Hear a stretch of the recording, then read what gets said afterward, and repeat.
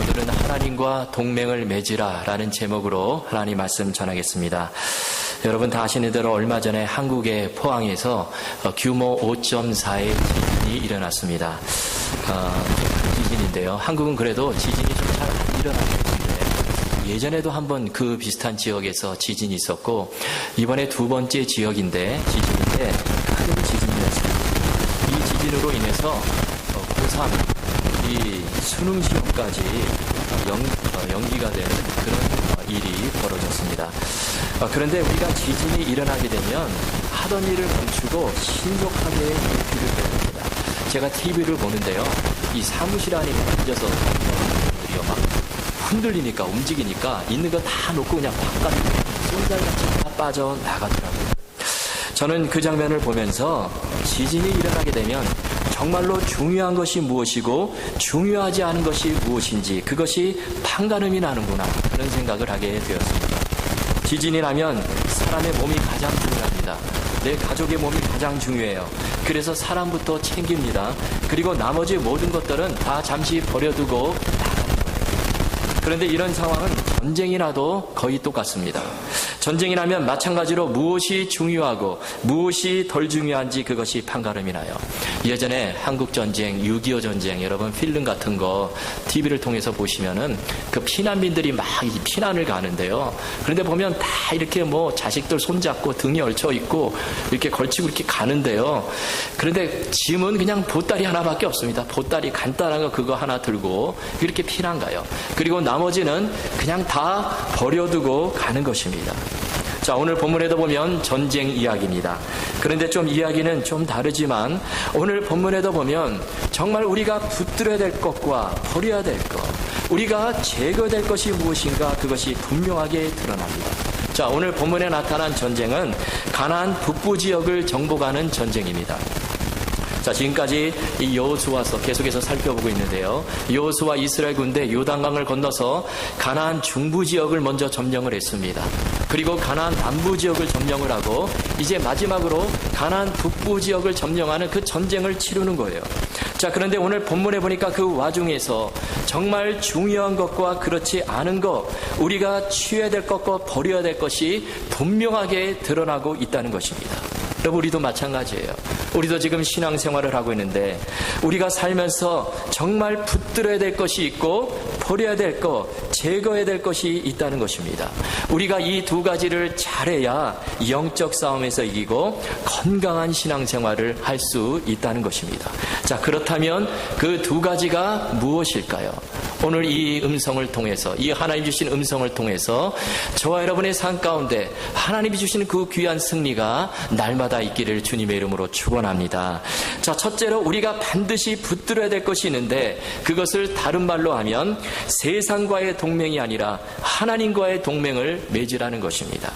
자, 이것을 잘하게 되면 어떤 문제, 어려움도 다 돌파할 수 있다는 거예요. 자, 이스라엘 군대 이제 마지막 전쟁을 남겨두고 있는데 이 전쟁에서 이겨야만 이 가나안 땅 전체를 차지할 수 있습니다. 그런데요, 보니까 이번 전쟁이 만만치가 않아요. 자, 왜냐하면 자, 가나안 중부가 점령당하고 가나안 남부가 점령당했다는 소식을 누가 들었냐면 그 가나안 북부 지역에서 맹주가 있습니다. 하솔왕 야빈이라는 그 왕이요, 그 소식을 들었어요. 그래가지고 북부 전 지역의 성읍들에 지금 메시지를 다 보내가지고 지금 동맹군을 결성을 하는 것입니다. 그런데요, 이 가나안 이 북부 이 연합군의 그 숫자가 얼마나 많았던지 오늘 본문 4절은 이렇게 기록을 합니다. 그들이 그 모든 군대를 거느리고 나왔으니 백성이 많아 해변에 수많은 모래 같고 말과 병거도 심히 많았으며 어마어마한 숫자가 모인 것입니다. 보니까 해변에 모래와 같아요. 말과 병거도 엄청나게 많습니다. 요세푸스라고 하는 이 초기 그 교회 그 역사가에 따르면 이 당시 가나안 북부 연합군의 그 병력이 어느 정도 됐는가, 보병이 30만 명, 기병이 1만 명, 병거 부대가 2만 명이었을 것이다. 그렇게 추정을 합니다. 그런데 이번 전쟁은 지금까지 치룬 전쟁과 완전히 그 차원이 다른 것입니다. 여러분, 여호수아 군대가 가나안 중부를 점령해 들어갈 때는 다 1대1로 싸웠어요. 여리고성 하나 상대로 해서 무너뜨리고, 그 다음에 아이성 하나 상대로 무너뜨리고, 그 다음에 기브온 성은요 맥도 못 추리고 항복해서 그냥 점령해 버렸습니다. 그리고 가나안 남부를 지역을 점령할 때 그때도 물론 연합군이 결성이 됐지만 그래봤자 5개 성읍이에요.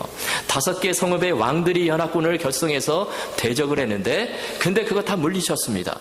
그런데 이 가나안 북부 전쟁은 좀 성격이 다른 것 같아요. 이때는 5개가 아닙니다. 가나안 북부 지역에 있는 모든 성읍들이 연합을 해버렸어요. 어떤 학자에 따르면 한 25개 성읍들이 연합했다, 그렇게 주장을 합니다. 이렇게 되니까 그 숫자가요 해변의 모래와 같고 뿐만 아니라 말과 병거도 심히 많았다는 것입니다. 그들은 서로 연합하고 아주 막강한 세력을 형성을 했어요. 그런데 이에 비해서 이스라엘의 전력은 어떻습니까? 북부 동맹국들에 비해서 한참 모자랍니다. 현실적으로 볼 때 이길 가능성이 없어요. 그리고 들려오는 소식들, 막 전령들이 소식을 전해주는데요, 저들이 세력이 너무 강합니다. 저들이 지금 메론 물가에 진치고 있어요. 그렇게 전하는 거예요. 여러분, 이 메론 물가는 그 갈릴리 바다 북쪽으로 한 15km 정도 떨어진 고지대에 위치한 이 물가인데요, 지금 왜 이 북부 동맹군들이 그곳을 전초기지로 삼아서 그곳에 모여들었냐면 장기전에 대비해서 물을 얻기 위해서, 그리고 정말 그 고지대에 있으니까 밑을 내려다볼 수 있습니다. 그래서 이스라엘 군대들의 동태를 다 살피기 위해서 그렇게 한 거예요. 저들은 수도 엄청나게 많을 뿐만 아니라 현실적으로 볼 때 장소도 기가 막힌 장소를 차지해가지고 그렇게 지금 동맹군을 형성한 상태입니다. 그러자 여호수아를 비롯한 이스라엘 군대가 두려움 가운데 빠져드는 것입니다. 그래서 6절에 보니까 하나님께서 그런 여호수아에게 이렇게 말씀하시죠. 여호와께서 여호수아에게 이르시되 그들로 말미암아 두려워하지 말라. 왜 하나님께서 지금 여호수아에게 이 말씀을 주셨습니까? 두려움 가운데 빠져있기 때문에. 현실적으로 보니까 도저히 상대가 될 것 같지 않습니다. 전쟁하면 질 것 같아요. 그런데 여러분, 그 결과가 어떻게 되었습니까? 이스라엘이요 그 전쟁에서 대승을 거두는 거예요. 그 해변에 모래와 같던 북부 연합군들이 추풍낙엽처럼 다 쓰러지는 것입니다. 여러분, 그 결정적인 원인이 무엇일까요? 도대체 무슨 연유로 이런 결과를 보게 되었습니까? 뭐 이스라엘이 군사력이 뛰어나서요? 아니에요. 북부 연합군이 막강해서입니까? 아닙니다. 그 원인이 뭐냐면 그들이 누구와 연합을 했느냐에 따라서 그 전쟁의 승패가 달라지게 되었다는 것입니다. 가나안 북부 연합군, 그들은 자기들 스스로 연합을 했습니다. 다시 말씀드리면 그들은 세상과 연합을 한 거예요. 그러나 이스라엘은 세상이 아니라 하나님과 동맹을 맺었기 때문에 승리를 거둘 수 있었다는 겁니다. 여러분, 우리가 누구와 동맹을 맺는가, 내가 지금 누구와 연합하며 살아가는가, 이것이 참으로 중요합니다. 이 원리는 지금도 동일해요. 여러분, 우리는 살면서 수많은 어려운 문제, 난관들을 만납니다. 그것 때문에 때로는 두려움 가운데 빠질 때도 있어요. 그런데 그것을 넘고 이기는 비결은 오직 하나님과의 동맹으로부터 온다는 거예요. 여러분, 지금 내가 누구와 연합을 하며 누구와 동맹을 맺고 살아가고 계십니까? 오늘 본문에 나오는 북부의 왕들, 모든 성읍들이 다 동맹을 맺었지만 그러나 그 결과는 패하게 되는 것입니다. 여러분, 세상과의 동맹은요 아무리 많은 수를 곱해도 이것은 마치 끝에 0을 곱하는 것과 같습니다. 여러분, 곱하기 아시죠? 2 곱하기 4는 8. 그런데요 100 곱하기 0을 해버리면은 그 결과가 0이 되어버립니다. 1000 곱하기 0해도 0이에요. 10,000 곱하기 뭐하면 100만 곱하기 0을 해도 그 결과는 0이 되는 것입니다. 여러분, 세상과의 동맹이 그렇다는 거예요. 아무리 많은 숫자가 모여도 이 세상과의 동맹, 하나님이 없이 세상끼리 묻힌 동맹은 바로 그와 같다는 거예요. 그러나 하나님과의 동맹은 다릅니다. 여러분, 하나님과 동맹을 맺은 자 무한대의 힘을 공급받는 것입니다. 살아계신 하나님께서 그 무한대의 능력을 공급해 주시는 거예요. 그래서 하나님과 동맹을 맺는 사람, 그 사람이 이기게 되어 있다는 것입니다. 그래서 여러분, 시편 146편 3절에서 5절까지 말씀을 보면 이렇게 말씀을 합니다. 우리 함께 읽겠습니다. 시작. 방백들을 의지하지 말며 도울 힘이 없는 인생도 의지하지 말지니 그 호흡이 끊어지면 흙으로 돌아가서 당일에 그 도모가 소멸하리로다. 야곱의 하나님으로 자기 도움을 삼으며 여호와 자기 하나님께 그 소망을 두는 자는 복이 있도다. 아멘. 무슨 말씀일까요? 간단히 말씀드리면 세상과 동맹을 맺지 말고 하나님과 동맹을 맺으라는 것입니다. 세상의 방백들, 권력자들 의지하지 말고 그들과 동맹을 맺는 것이 아니라 살아계신 하나님께 소망을 두고 그 하나님과 연합하며 동맹하며 나아가는 자, 그 사람이 승리를 거두고 복이 있다는 것입니다. 제가 요즘 이 누가복음을 개인적으로 읽고 있는데요. 그런데 며칠 전에 제가 23장을 읽게 되었어요. 그런데 이런 장면이 나오더라고요. 예수님께서 잡히십니다. 그래서 무리들이 예수님을 빌라도에게로 끌고 가요. 그러자 빌라도가 예수님을 보고 신문을 하는데 보니까 좀 자기가 처리할 문제가 아닌 것 같아요. 그리고 죄도 없는 것 같아요. 그래서 또 사람들이 이 예수가 갈릴리 출신이다 그러니까 그때 마침 이 헤롯 왕이 갈릴리 관할을 왔는데 그래서 헤롯 왕에게 보내는 것입니다.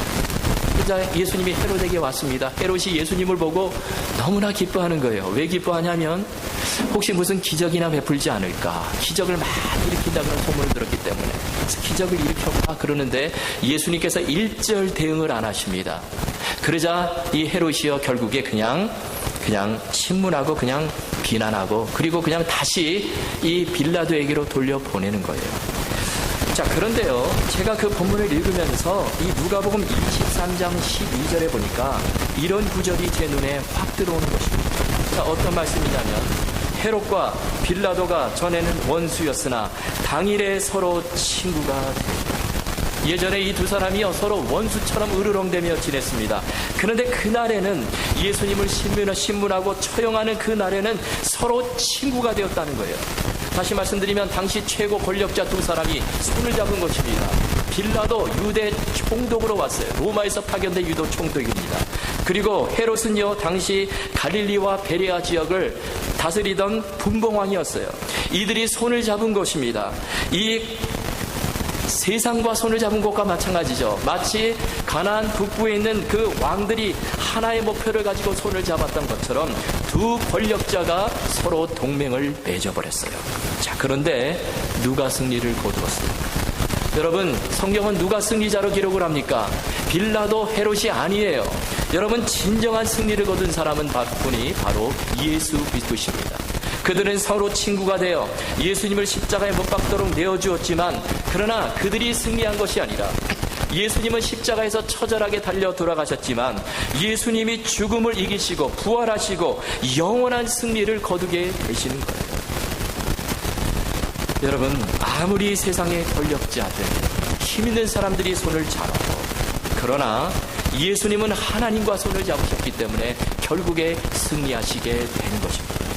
여러분, 내가 살면서 누구와 동맹을 맺고 있는가, 이것이 참으로 중요합니다. 우리가 이것을 깊이 생각해야 되는 거예요. 여러분, 우리가 하나님과 연합하면 하나님이 싸워주십니다. 싸우고 내가 해결하는 것이 아니라 하나님께서 해결해 주신다는 거예요. 그래서 오늘 본문 6절을 보십시오. 여호와께서 여호수아에게 이르시되 그들로 말미암아 두려워하지 말라. 내일 이맘때에 내가 그들을 이스라엘 앞에 넘겨주어 몰살시키리니 너는 그들의 말의 뒷발의 힘줄을 끊고 그들의 병거를 불사르라. 보면요, 겉으로는 이스라엘이 싸우는 것처럼 보입니다. 그러나 그 적들을 이스라엘의 손에 넘겨주신 분이 계시는데 그분이 바로 하나님이세요. 여러분, 하나님과 연합한 사람은 이런 축복을 누리게 된다는 것입니다. 내가 싸우는 것이 아니에요. 우리가 하나님 손에 맡기게 되면 하나님께서 문제를 풀어주시고 어려움을 해결해 주시고 하나님께서 승리를 거두도록 해주신다는 것입니다. 그래서 우리가 할 일은 무엇입니까? 우리가 할 일은 그저 하나님 의지하고 하나님과 연합하는 거예요. 이것만 잘하면 되는 것입니다. 한옥 목사님 쓰신 리더여 사자의 심장을 가져라 라는 책이 있습니다. 거기 보면 이런 이야기가 나옵니다. 2차 세계대전이 벌어지는데요. 그때 두 진영이 맞붙었습니다. 미국과 영국을 주축으로 한 서방 연합국가들과 그리고 독일과 일본, 이 세력들이 맞붙었어요. 그런데 이 전쟁이요 굉장히 치열해지게 되는데 이때 당시 미국의 대통령이 루즈벨트 대통령이었습니다. 근데 전쟁이 얼마나 치열하든지 얼마나 급박하든지 이 루즈벨트 대통령이요 이런 말을 했습니다. 이 다리를 건널 수만 있다면 내가 악마와도 손을 잡겠다, 그런 말을 해버렸어요. 아주 정말 심각한 상황이었는데요. 그래서 이 루즈벨트 대통령이요, 결국에 잡지 말아야 될 손을 잡아버리는데, 누구와 손을 잡았냐면 이 소련의 스탈린과 손을 잡아버렸습니다.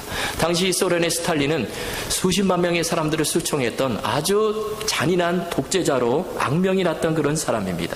그런데요, 세계 2차 대전이 끝나갈 그 무렵에 영국의 처칠 수상이 그 위협을 경고를 했습니다. 이 스탈린, 이 공산주의자, 이 사람의 야욕이 히틀러의 파시즘과 못지않게 무섭다는 사실을 경고를 했어요. 저 사람과 손을 잡으면 안 된다 경고를 했습니다. 그런데요, 손을 잡았더니 그 전쟁이 끝난 후에 그 경고가 사실대로 그대로 드러나게 되었습니다. 2차 세계대전이 끝나자 소련은요, 순식간에 동유럽, 중국, 중남미 곳곳에 공산정권을 확산시켜 나갔습니다. 그래가지고 레닌이 예언한 대로 1960년대 초반에요, 세계 지도의 3분의 1이 공산주의가 되고 말았습니다. 다 붉게 물들었다는 거예요. 미국과 영국이 결국에 2차 세계대전에서 승리를 거두었지만, 그러나 그들이 치러야 될 대가는 엄청났습니다. 수많은 사람들이 공산정권 하에서 고통을 당하고요. 그리고 또 냉전시대가 되어서 서로 간에 으르렁거리는 그런 무거운 짐을 떠안게 되었다는 것입니다. 여러분, 우리 인생에서 잡지 말아야 될 손이 있고 잡아야 될 손이 있습니다. 여러분, 우리가 보면 이 세상이 내미는 손은요, 좀 화려해 보여요. 강해 보입니다. 힘이 있어 보여요. 굉장히 이득이 되는 것처럼 보입니다. 그러나 하나님의 손을 놓고 그 손을 잡는 순간 결국에 모든 것을 다 잃어버리게 된다는 것입니다. 여러분, 우리는 어떤 상황 가운데서도 사나 죽으나 하나님의 손을 잡아야 하는 것입니다. 어떤 순간에도 하나님과 연합하고 동맹을 맺으라는 것입니다. 우리가 수많은 어려운 문제 나타나고 정말 힘든 상황 가운데 들어갈지라도 우리가 하나님과 동맹하는 그 손을 잡을 때 우리 하나님께서 해결해 주시는 거예요. 노만 빈센트 필 박사가 이런 말을 했습니다. 문제를 붙잡은 당신의 손을 하나님의 손 안에 넣으시오. 그러면 당신의 문제가 하나님의 문제가 될 것입니다. 우리는요, 어떤 문제가 내 손 안에 있으면 굉장히 걱정하고 근심하고 낙심하고 이거를 좀 다른 사람과 연합해서 좀 풀어볼까 그렇게 생각을 하는데, 그런데 내 손에 있는 문제를 하나님 손에 넣게 되면 그 문제가 하나님의 문제가 되고, 그러므로 하나님께서 그 문제를 풀어주신다는 것입니다. 여러분은 하나님이 제일 싫어하시는 것이 무엇일까요? 그것은 하나님의 자녀, 하나님의 백성이 하나님이 아닌 다른 것에 손을 내미는 것입니다. 세상과의 동맹을 맺는 거예요. 하나님 입장에서 볼 때 너무나 자존심이 상하는 것입니다. 여러분, 우리 하나님은 저와 여러분을 도우시는 분이십니다. 우리 하나님은 저와 여러분의 모든 길을 인도해 주시고 공급해 주시는 분이세요. 그 하나님 의지하며 연합하며 나아가라는 것입니다. 여러분, 오늘 주시는 이 첫 번째 메시지, 우리 기억하시고 어떤 상황 속에서도 하나님과 동맹 맺으시고 하나님 의지하며 사셔서 우리 앞에 다가오는 모든 문제, 어려움 다 풀어나가실 수 있기를 주님의 이름으로 축원합니다. 두 번째 오늘 본문은요, 우리가 버려야 될 것, 제거해야 될 것이 무엇인가 말씀하는데, 그것은 죄의 뿌리, 악의 뿌리는 하나도 남김없이 제거하라, 그 말씀을 주십니다. 자, 그래야 우리가 영적으로 건강하게 살 수 있다는 것입니다. 자, 6절 말씀 우리 함께 읽겠습니다. 6절 시작. 여호와께서 여호수아에게 이르시되 그들로 말미암아 두려워하지 말라. 내일 이맘때에 내가 그들을 이스라엘 앞에 넘겨주어 몰살시키리니 너는 그들의 말 뒷발에 힘줄을 끓고 그들의 병거를 불사르라. 아멘. 자, 여기 보니까요, 하나님께서 그들을 지금 가나안 북부의 연합군들 모든 사람들을 몰살시키라 말씀합니다. 이게 몰살이란 단어를 썼는데요, 몰살, 하나도 남김없이 다 죽이라는 말이죠. 자, 그래서 여호수아 군대가요, 하나님의 명령을 따라서 가나안 북부 연합군을 치는데요. 자, 그런데 이 본문에 보면 특별히 반복이 되는 말씀이 계속해서 나옵니다. 그것이 뭐냐면 한 사람도 남기지 아니하였다, 이 말씀이 반복이 되고 있습니다. 자, 8절 끝에 보시면 한 사람도 남기지 아니하고 쳐 죽이고, 또 11절 끝부분을 보십시오. 모든 사람을 칼날로 쳐서 진멸하여 호흡이 있는 자는 하나도 남기지 아니하였고, 그리고 14절 뒷부분을 보십시오. 모든 사람은 칼날로 쳐서 멸하여 호흡이 있는 자는 하나도 남기지 아니하였으니. 참 잔인하죠. 지금요, 군인들만 죽인 것이 아닙니다.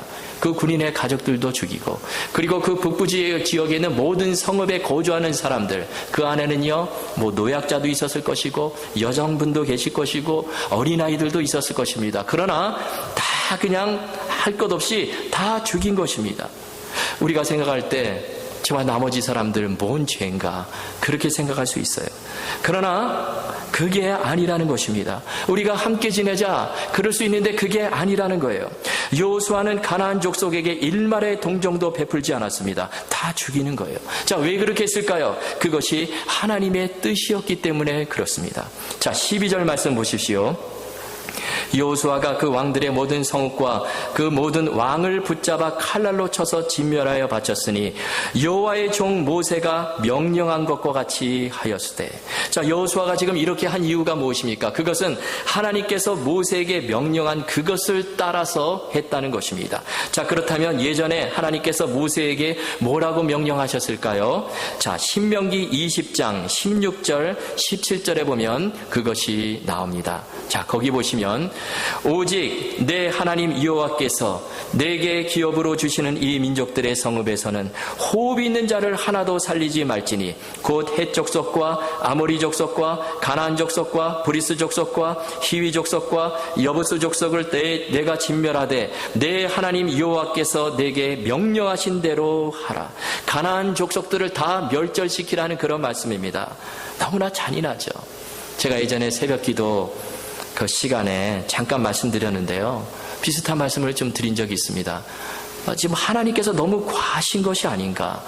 어떻게 이렇게 무자비할 수가 있을까. 그런 생각을 할 수가 있습니다. 그래도 그 가운데서는 착한 사람도 있고 행실이 바르고 좋게 보이는 사람들도 있는데, 그리고 그들을 죽이지 말고요, 좀 종으로 이렇게 삼아서 부려먹으면 나중에 큰 도움이 될 텐데 그렇게 생각할 수 있어요. 그런데 하나님께서는 다 멸하라 그 말씀을 주시는 거예요. 그 이유가 무엇일까요? 자, 이어지는 신명기 20장 18절에 보니까 이렇게 말씀합니다. 이는 그들이 그 신들에게 행하는 모든 가증한 일을 너희에게 가르쳐 본받게 하여 너희가 너희의 하나님 여호와께 범죄하게 할까 함이니라. 그 이유가 무엇입니까? 이스라엘 백성들이 그 가나안의 타락한 우상 문화의 동요가 되고 그들과 함께 지내고 그러므로 말미암아 범죄하는 자리에 떨어질까 봐 하나님께서 그 죄의 싹을 자르라 그렇게 말씀하신 것입니다. 여러분, 그래서 우리가 죄의 문제, 이 죄의 뿌리는요 철저하게 뽑아야 되는 것입니다. 내 신앙을 좀먹고 들어오는 그 모든 그런 것들은 다 그냥 타협해서는 안 되고 우리가 과감히 뿌리 뽑아야 된다는 것입니다. 여러분, 왜냐하면 그 일로 말미암아 결국에 올무가 되고 내가 무너지게 되고 내 가정이 무너지고 공동체가 무너질 수 있기 때문에 그렇습니다. 그런데 무서운 것은요, 우리가 뿌리를 뽑아도 들풀처럼 다시 자라나요. 참 질깁니다. 여러분, 성경에 보면 여호수아 시대가 끝나고 사사시대로 접어드는데요, 사사기 4장에 가면요 오늘 본문과 똑같은 이름을 가진 왕이 등장합니다. 하솔왕 야빈이 사사기 4장에도 등장을 해요. 근데 이 하솔왕 야빈이요 철병거 900대를 가지고 20년 동안 이스라엘 백성들을 학대를 하는 것입니다. 물론 오늘 본문에 나오는 그 야빈왕은 아니에요. 이름은 똑같지만 하솔 지방은 똑같아요. 똑같은 지역인데, 그런데 이 야빈이라는 왕, 그거는 이름이 아니라 왕의 칭호입니다. 마치 바로 왕처럼, 바로 1세, 바로 2세처럼 칭호예요. 그런데 사사기 4장에서 그 하솔왕 야빈, 또 다른 그 왕이 나타나서 이스라엘 백성들을 괴롭히게 되고, 그러므로 말미암아 이스라엘 백성들이 어떻게 됩니까? 하나님께 부르짖죠. 그러자 여자 사사 드보라가 나타나서 싸우는 거예요. 여러분, 그만큼 이 죄의 세력, 악의 세력은 생명력이 질기다는 것입니다. 우리가 중국 무술 영화를 보면 변하지 않는 구조, 어떤 그 틀이 있습니다. 공통된 틀이 있어요. 그게 뭐냐면요, 그 중국 무술 영화를 보면요 주인공도 좀 다릅니다. 그리고 제목도 달라요. 그런데 공통적인 스토리, 줄거리를 가지고 있습니다. 그게 뭐냐면요, 항상 그래요.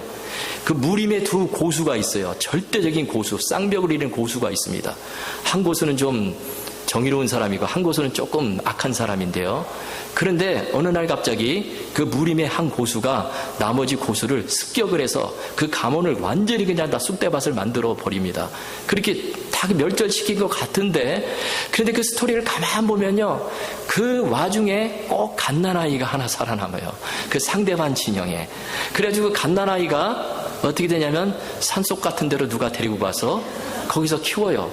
그럼 이 아이가 어떻게 하냐면요, 거기서 무술을 연마를 합니다. 무술을 연마를 해요. 그래가지고 최고의 고수가 돼요. 최고 무림의 고수가 됩니다. 그리고 그 과정에서 자기 부모가 상대방 고수에게 살해당했다는 그 소식을 듣게 돼요. 그리고 원수를 갚아야 되겠다 그래가지고요, 그래서 나중에 최고의 이 무림 고수가요, 원수를 갚습니다. 나머지 상대방 진영을 완전히 다 또 쑥대밭을 만들어요. 그래가지고 부모 때 누렸던 그 번영을 되찾게 된다는 스토리예요. 뻔한 스토리입니다. 여러분 중국 무술 영화 한번 보세요. 다 그래요. 다 그렇습니다. 그런데 이런 생각을 하게 되었어요.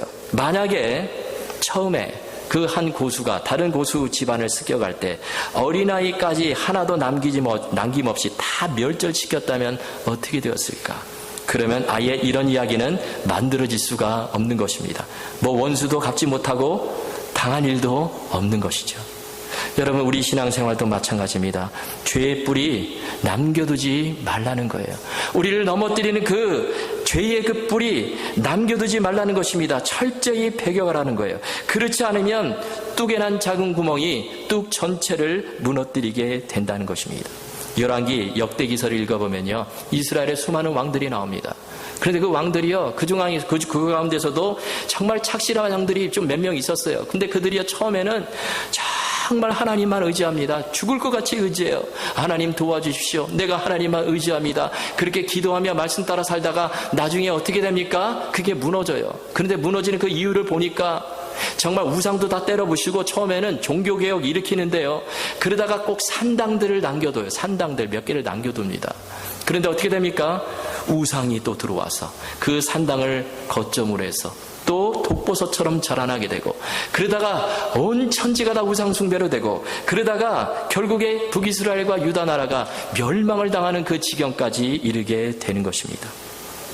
여러분 기억하십시오.